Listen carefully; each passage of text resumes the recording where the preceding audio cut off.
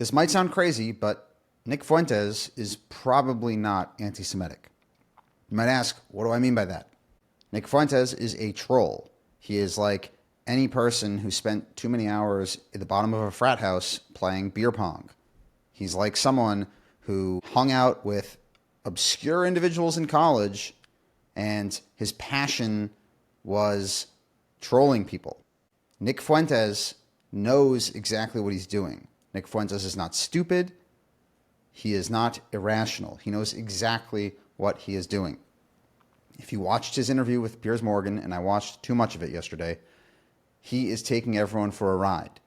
Because you have people in the media who know that they are going to get a rise out of many, many people by making comments about Nick Fuentes, about his sex life, about immigration. He knows that it gets people very upset, and therefore he's taking advantage of the situation and creating a storm.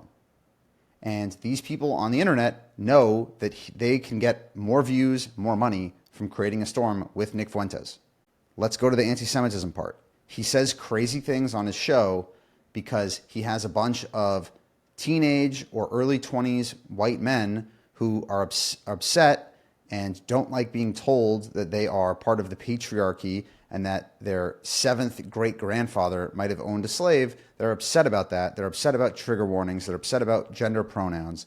And they just want someone to, quote, tell truth to power. So that's who is paying attention to Nick Fuentes.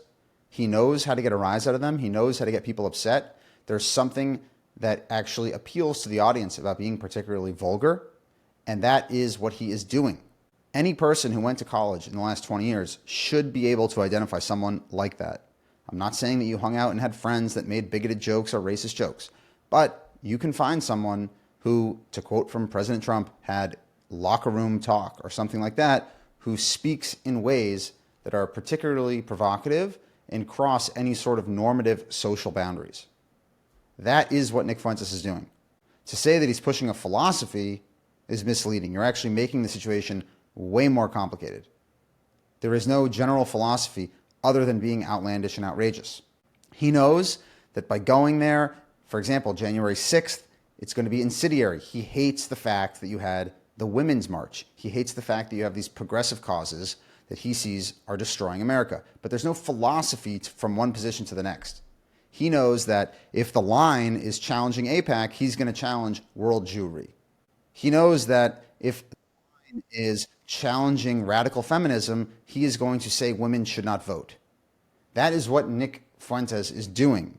And by falling into his trap and trying to assign some sort of philosophy, some sort of greater understanding, you are playing right into the problem.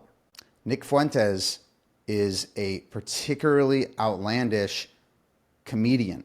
You have to see Nick Fuentes for what he is. He is not some sort of greater philosopher. He's not going to come out with a book in which he has a mandate that people can follow as a political philosophy. He is pushing a form of comedy that is outrageous, does not appeal to most Americans, and many would find particularly offensive, even if you think it's funny. It's one of those things where you might laugh at a joke behind the scenes. Look at his rant about low IQ anti-Semitism, with the implication being that he is high IQ anti-Semitism. He's mad at Tucker Carlson and Candace Owens for cheap, low IQ anti-Semitism. He is fighting world Jewish power. Now, as a religious Jewish person, that is offensive. And as a religious Jewish person, it's also funny because what he's doing is objectively funny. That's a window into how he structures his entire show. What other host do you know shows up late to his own show by about 45 minutes to an hour at times?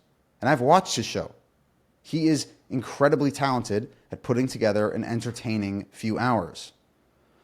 And that is why the response in terms of trying to respond to him as some sort of well thought out philosophy backfires and actually misidentifies the real problem with Nick Fuentes and where he succeeds. He succeeds because he's a funny comedian who pushes the line and appeals to a younger generation. That is Nick Fuentes.